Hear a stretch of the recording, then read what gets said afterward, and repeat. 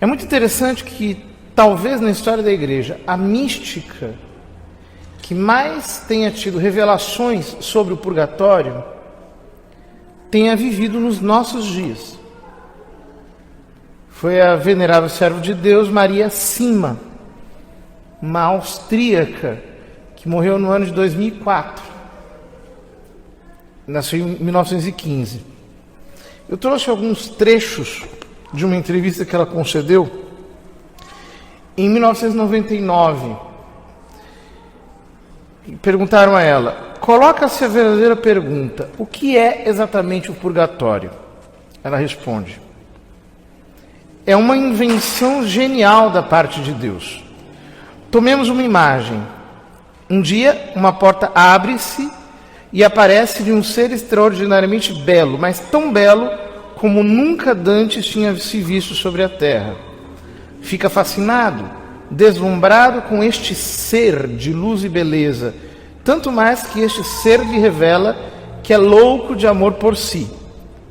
Você não poderia imaginar ser assim tão amado. Percebe também que ele tem um grande desejo de o atrair a si, de o abraçar. E o fogo de amor que já lhe inflama o seu coração incita-o a lançar-se nos seus braços. Mas, nesse exato momento, percebe que não se lavou há meses, que cheira horrivelmente mal, que o seu nariz escorre, que os seus cabelos estão sujos e colados, que há grandes e horríveis manchas nas suas vestes, etc. Então você compreende que não pode apresentar-se nesse estado, que antes de tudo é necessário ir lavar-se, tomar um bom banho e em seguida voltar depressa para tornar a vê-lo. Mas o amor que nasceu no seu coração é tão intenso que este atraso, causado pelo banho, é absolutamente insuportável.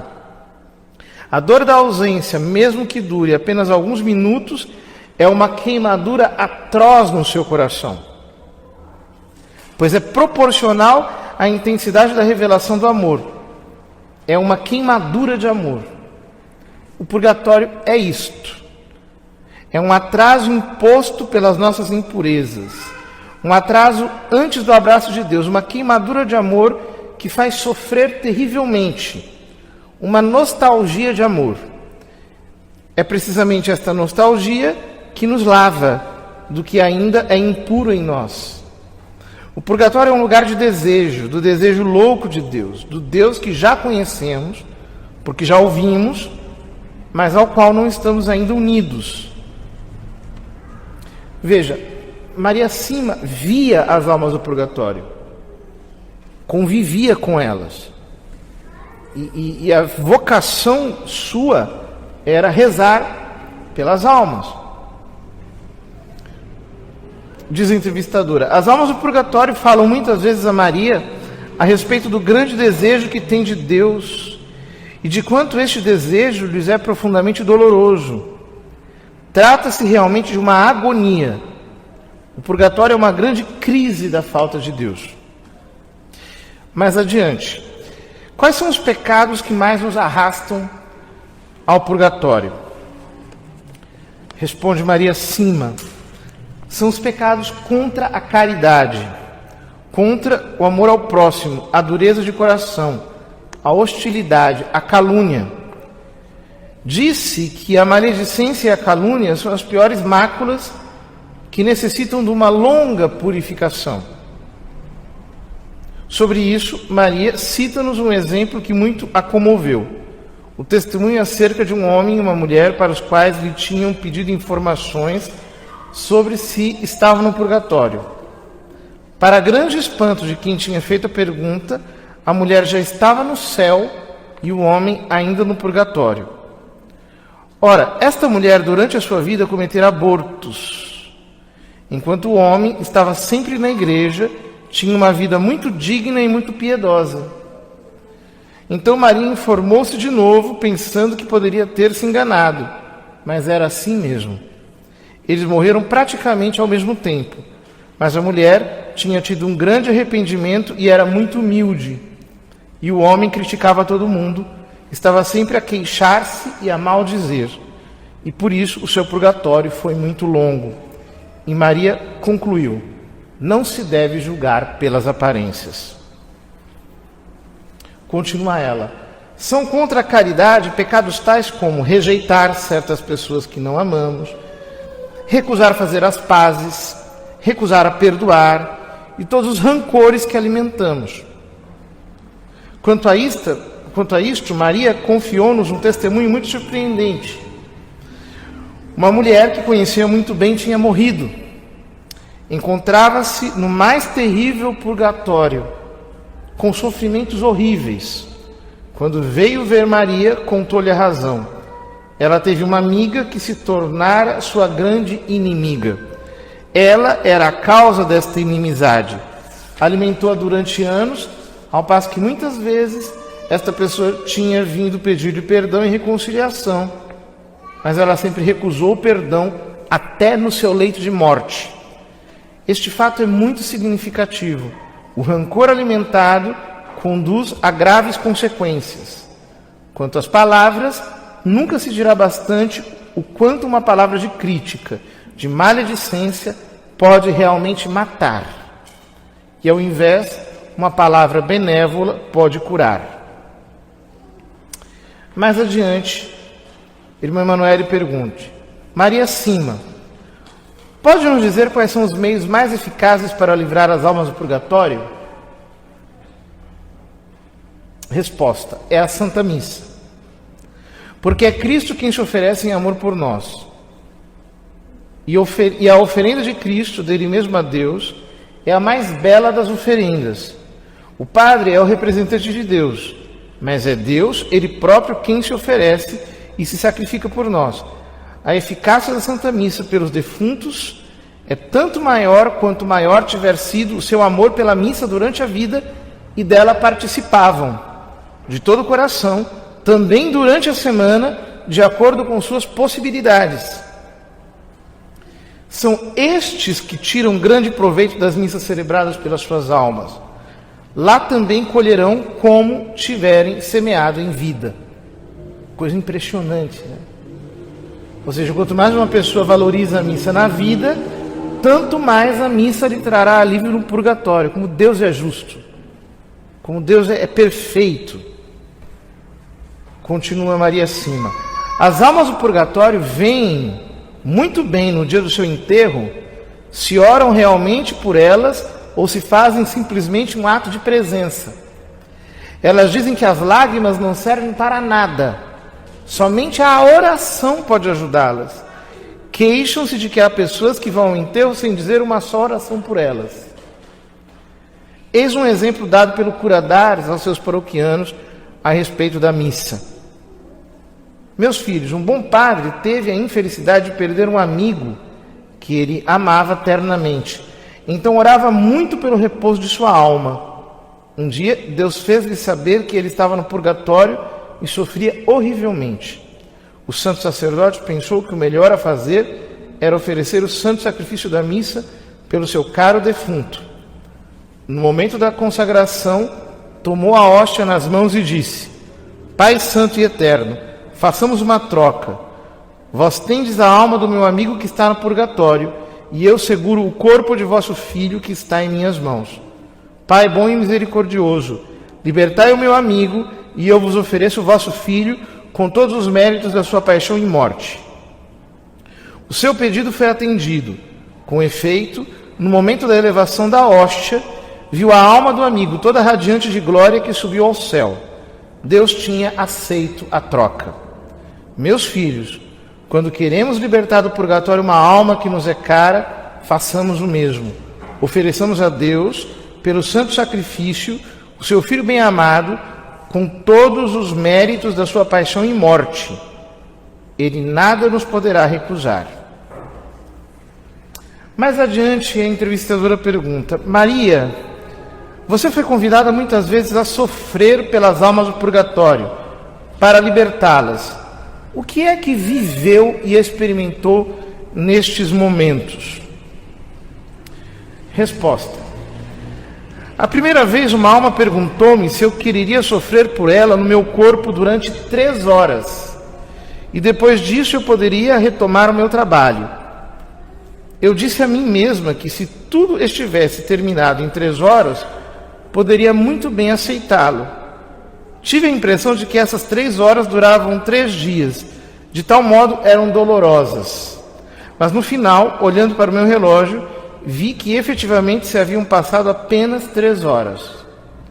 A alma disse-me que, aceitando com amor aquele sofrimento durante as 3 horas, eu lhe tinha poupado 20 anos de purgatório.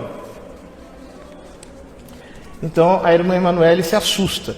Por que 3 horas de sofrimento na terra para 20 anos de sofrimento no purgatório? Responde Maria Sima: porque os sofrimentos na terra não têm o mesmo valor. Quando se sofre na terra, pode-se crescer no amor, pode-se ganhar méritos, o que não é o caso dos sofrimentos do purgatório, onde servem somente para nos purificar do pecado. Na terra temos todas as graças, temos a liberdade de escolher. Está vendo? Por isso não se queixe dos seus sofrimentos. Ou seja, quando Deus nos manda o sofrimento aqui, a proporção de sofrimento de que nós estamos sendo livres do lado de lá é incomparável. Continua Maria Sima: isto pode dar um sentido extraordinário aos nossos sofrimentos. Oferecidos e acolhidos com paciência e humildade, assim como os menores sacrifícios que podemos fazer, podem ter um imenso poder para ajudar as almas. A melhor coisa a fazer é unir os nossos sofrimentos aos de Jesus, depositando-os nas mãos de Maria, pois é ela quem saberá utilizá-los melhor, porque muitas vezes não conhecemos as necessidades dos que nos cercam. Maria Santíssima devolver-nos-á tudo na hora da morte, e os sofrimentos oferecidos serão os nossos mais preciosos tesouros no outro mundo. Então a irmã Emanuele diz: muitas vezes quando nos vêm os sofrimentos, nós nos revoltamos. É-nos muito difícil aceitá-los e vivê-los bem. Como viver o sofrimento para que ele possa produzir fruto? Maria Sima: os sofrimentos são a maior prova do amor de Deus. Se os oferecemos bem a Deus, podem salvar muitas almas. Irmã Emanuele: como fazer para acolher o sofrimento como um presente e não como uma punição, como acontece muitas vezes? Ela diz: é preciso entregar tudo à Virgem Maria, pois ela é quem melhor sabe quem tem necessidade de tal ou tal oferta para ser salva. A respeito do sofrimento, Maria Sima contou-nos um testemunho espantoso. Isto passou-se em 1954. Uma série de avalanches muito destruidoras caíram sobre uma pequena aldeia próxima da aldeia em que morava Maria Sima. Soube-se mais tarde que outras avalanches se desencadearam sobre ela, mas se detiveram de maneira totalmente milagrosa, de modo que não houve nenhum prejuízo. Neste lugar, morreu uma mulher que tinha estado doente durante 30 anos e que, mal cuidada, sofrera muitíssimo. Ela tinha oferecido todos os seus sofrimentos e suportara-os com paciência para o bem da sua comunidade. As almas comunicaram a Maria que a aldeia tinha sido preservada das avalanches graças à generosidade daquela mulher. Se ela tivesse tido boa saúde, não teria podido salvar a aldeia. Pelo sofrimento suportado com paciência, salvam-se mais almas que pela oração. Contudo, a oração ajuda a suportar os sofrimentos. Não olhemos o sofrimento sempre como uma punição. Pode ser aceite como expiação, não somente por nós mesmos, mas sobretudo pelos outros. Cristo era a própria inocência, e foi Ele quem mais sofreu pela expiação dos nossos pecados. Somente no céu conheceremos tudo o que obtivemos pelo sofrimento suportado com paciência em união com os sofrimentos de Cristo. Veja que riqueza. São apenas alguns trechos. O livro é bem maior, mas Nós vemos aqui na experiência da Maria Sima o que o convívio com as almas do purgatório pode produzir em nossa alma. Ou seja, nós passamos a enxergar tudo de uma maneira sobrenatural. O que importa é a salvação eterna e, no plano da caridade, adiantar o quanto antes a união destas almas que estão presas no purgatório com Cristo, seu divino esposo, que quer unir-se a elas para lhes comunicar a sua alegria, a sua santidade. Não canonizemos as pessoas na terra, isso é errado. Às vezes nós dizemos, não, fulano era tão bom, não preciso nem rezar pela alma dele, já está no céu. E a pessoa está lá penando no purgatório, abandonada, esquecida, porque não se reza por elas. Um dia nós também iremos para o purgatório. A Maria Sima diz na entrevista, em um determinado momento, eu creio que eu irei para o purgatório. Imagine, uma mulher que tinha uma santidade tão grande, dizia de si mesma, eu irei para o purgatório certamente. Por quê? Porque a quem muito foi dado, muito será cobrado. Vamos, portanto, queridos irmãos, sufragar as almas do purgatório e ler coisas da doutrina da igreja que falam sobre isso, esses testemunhos desses santos místicos, para avivar mais a nossa consciência dessa realidade. Porque, lamentavelmente, as pessoas parece que esqueceram disso tudo. Não existe mais céu, nem inferno, nem purgatório, nem nada, nem sufrágio. Meio que tiraram da sua imaginação esses conceitos e, por isso, acabam vivendo uma vida tão mesquinha, sem generosidade alguma. Que nós possamos aprender de todos os santos a obra de caridade, de rezar em sufrágio das almas, e assim receberemos muitas graças de Deus, porque esta é a obra de caridade que Ele mais aprecia, porque em socorro daquelas que não podem fazer nada por si mesmas.